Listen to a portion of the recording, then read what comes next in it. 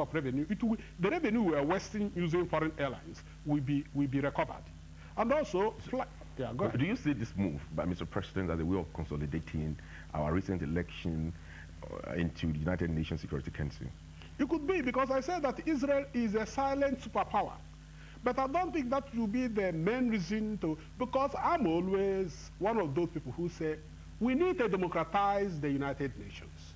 We don't need Nigeria to become a permanent member in a non-democratic system. And our president has made a very good case. And because our president made a good case, that's why they try to, you know, when a child is crying and saying the truth, a child sometimes gives me a sweet to shut up his mouth. I think that Nigeria wouldn't have accepted that non-permanent member position as Saudi Arabia refused. So that we democratize the United Nations. Because when it was formed in 1945, most countries were not independent.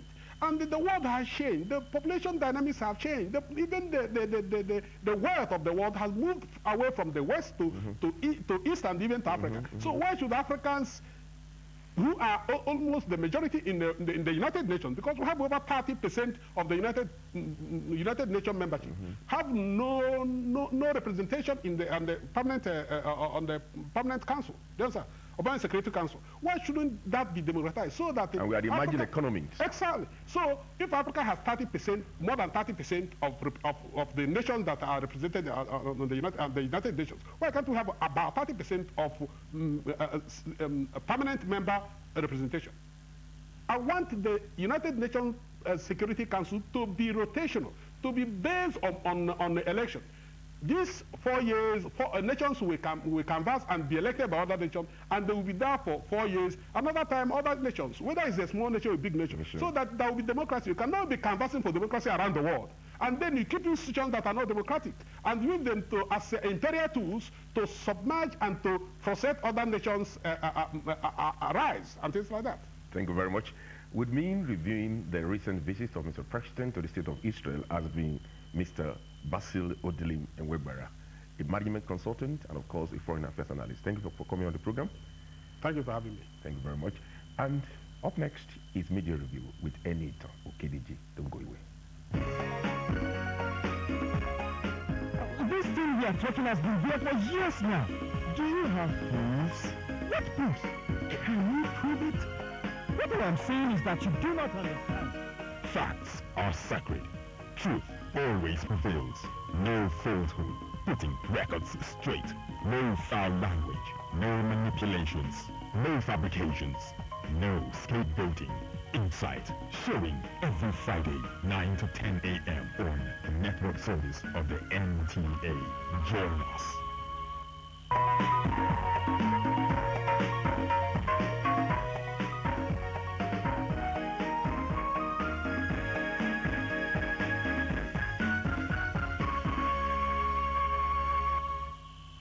Today I'm joined on this segment by one-time national president of the Nigerian Union of Journalists, Malam Sani Zoro.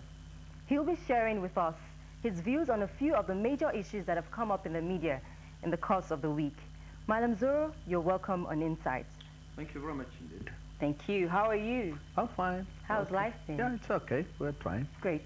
Okay, now straight to business. One of the major issues which has come up in the print, electronic and online media during the course of the week has been the alleged purchase of armored vehicles by Stella Odua, the Minister of Aviation. Do you think that, what do you think, or what would you say that the media has been, would you say the media has been thorough and balanced in its coverage of this incident? Well, first of all, I want to say that the media had been making a feast out of this controversy. Because, let me say, in the last 2 weeks since it erupted, and surprisingly, I cannot even see when the media is likely to dump this for another issue, because we need to understand how the media works. Whatever is topical is what the media will use, and of course, for the very obvious reasons. First of all, it will enable it to sell its product.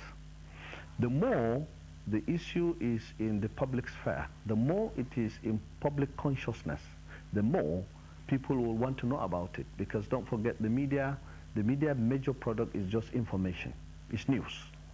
Now, in this particular case, So many angles have been explored by the media. The latest one I have seen this morning is the confession or the testimony of the managing director of FAN, if the papers are to be believed, in which he also said he or his own organization also bought 4 more armored cars, you know, on the instruction of the Honorable Minister. I read about that too. Good. So that is an ongoing story. It means it's an ongoing story. Yeah. So many things, you know, are unraveling. So many things are evolving. Which means that the media, or this issue, this controversy, will continue to dominate the headlines. And then in the social media, it will also be a subject of major engagement. Some women have also come up to say that that the media should not criticize or crucify Stella Odua before trial. Do you think that the media has been crucifying Stella Odua in this situation? Well, you see, the media is basically for people also to generate views and also for people to join in the debate. It is a platform for anybody to express his own opinion. So if there are gender groups that think the media should probably not criticize the Honorable Minister because she is a lady, then they will join in the point. But the media should not suppress, as unpopular as such views could be at this point in time. The media is obligated to allow all opinions, all views to be expressed freely. Any medium that suppresses any view, no matter how unpopular it is committing an unethical practice. That is one. Okay. Secondly, I also want to say that we have to understand that the media in such times of crisis or heavy controversies of this nature is also vulnerable. It is susceptible to manipulations by those who have interest in the media.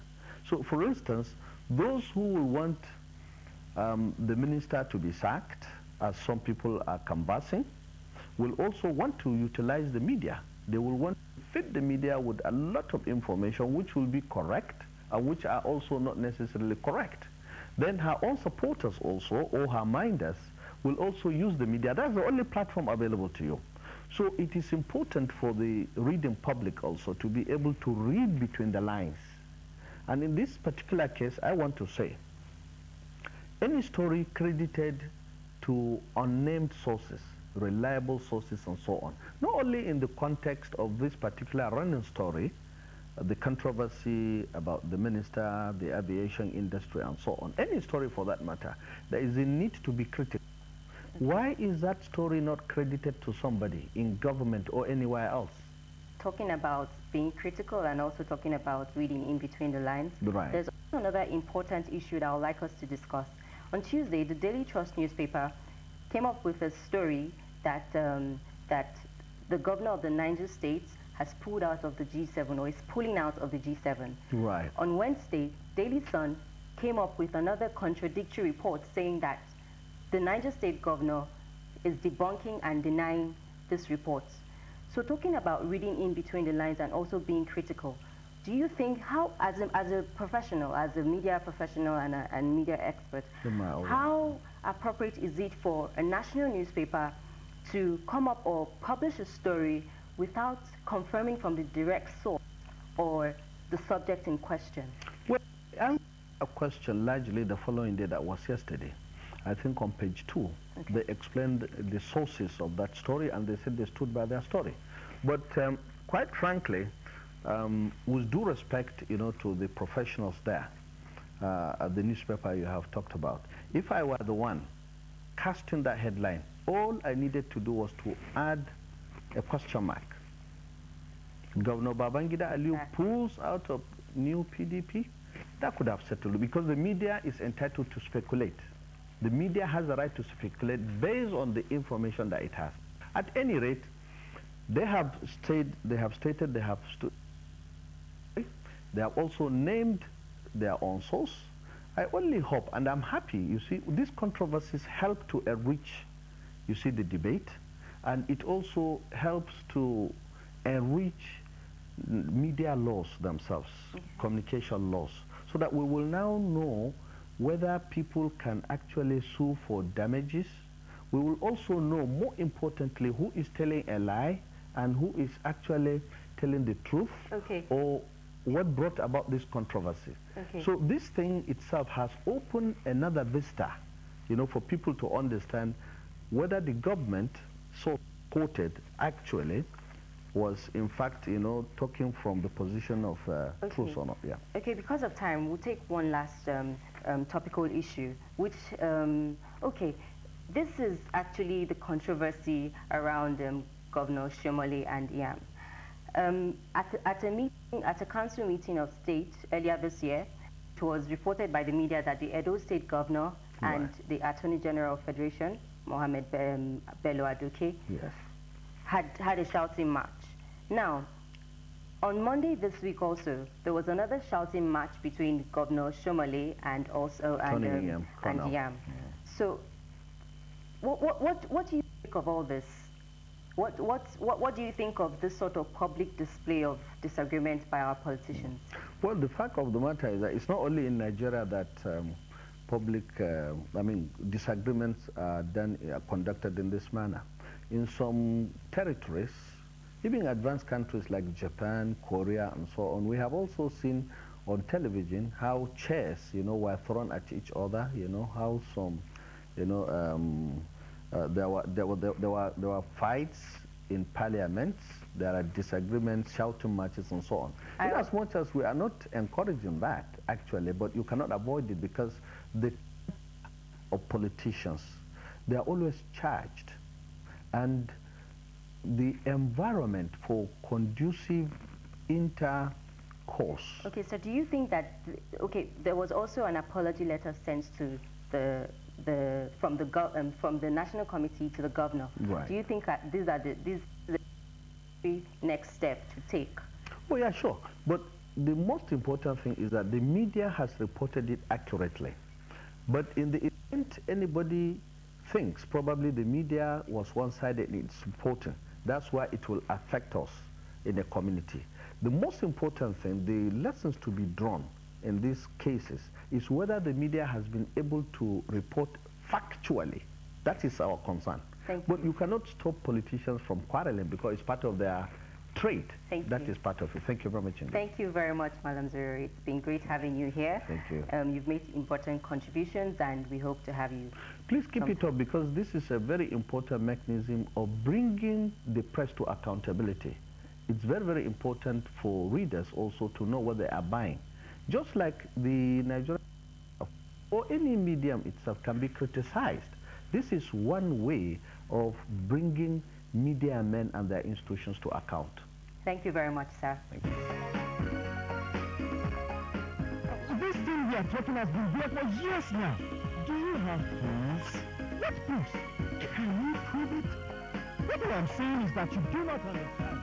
Facts are sacred. Truth always prevails. No falsehood. Putting records straight. No foul language. No manipulations. No fabrications. No scapegoating. Insight. Showing every 9 to 10 a.m. on the network source of the NTA. Join us.